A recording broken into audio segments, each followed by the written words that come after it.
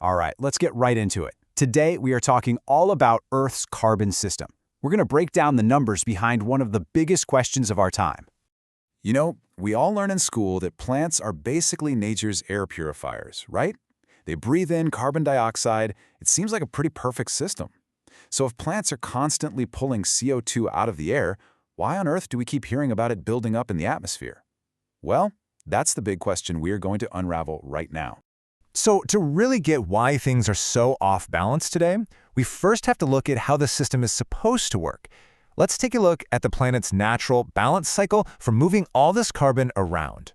For thousands, even millions of years, the system just worked in this beautiful equilibrium you see here. You've got carbon in the atmosphere, mostly as CO2. Plants pull it in, animals eat the plants, and when they all die, decomposers break them down, returning that carbon. It's a closed loop, a self-contained and, for the most part, a very balanced system. And this whole delicate balance really comes down to two big processes. On one side, you've got photosynthesis. That's what takes carbon out of the air. And on the other side, you have respiration. That's basically everything breathing, from plants and animals to tiny little decomposers.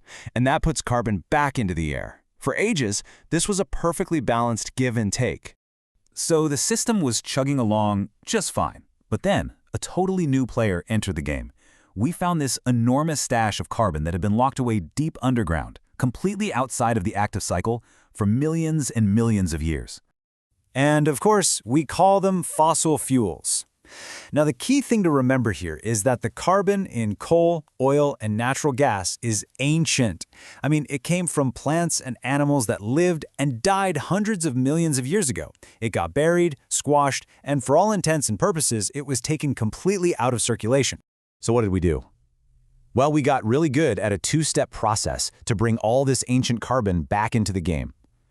First, we mine it and drill for it, bringing it up to the surface. And second, we burn it. Combustion, releasing all of its stored-up carbon into the atmosphere. It's like we found a one-way valve from deep underground and pointed it straight up into the sky. Okay, so we've added this massive new source of carbon.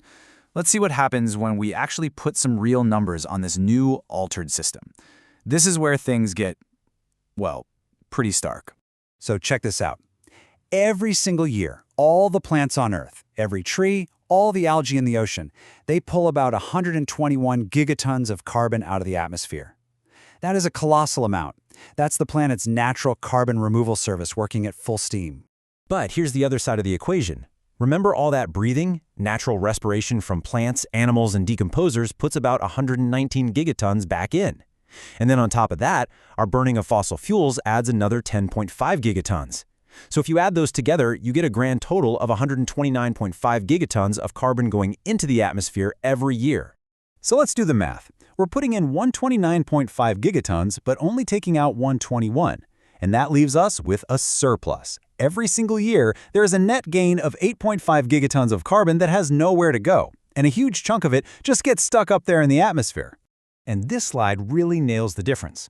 See, the natural system was this beautiful balanced dance.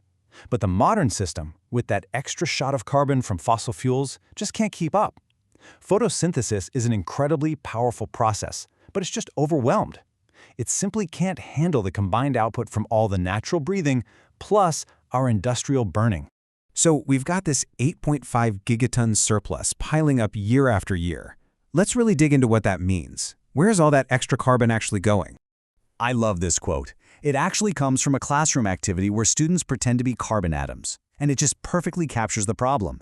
That extra carbon doesn't just disappear. It gets stuck, creating this huge atmospheric traffic jam. This simulation game really makes it easy to visualize. So when a carbon atom is in the atmosphere, you roll a die to see where it goes next. And 4 out of the 6 possible outcomes are, stay right where you are, in the atmosphere. It just goes to show that once CO2 gets up there, the odds are pretty high that it's just going to hang around for a long, long time. So the best way to think about it is like a bathtub. For millennia, the amount of water coming in from the faucet, that's respiration, was pretty much equal to the water going out the drain, that's photosynthesis. The water level stayed the same, but now we've turned on a second faucet, fossil fuels, but we haven't made the drain any bigger. So what happens? The tub is going to fill up. It's really that simple. Okay, so let's just do a super quick recap. First, Earth had a balanced natural cycle. It worked. Second, we started adding new, ancient carbon by burning fossil fuels. Third, the planet's main cleanup crew, photosynthesis, just can't keep up with this new, massive load. And the result of all that? A net surplus of 8.5 gigatons of carbon building up in our atmosphere year after year. And that really leaves us with the final critical question. We've gone through the math. We understand the imbalance. The real challenge now is figuring out what on earth does it actually take to shrink that surplus and bring our planet's carbon budget back into balance.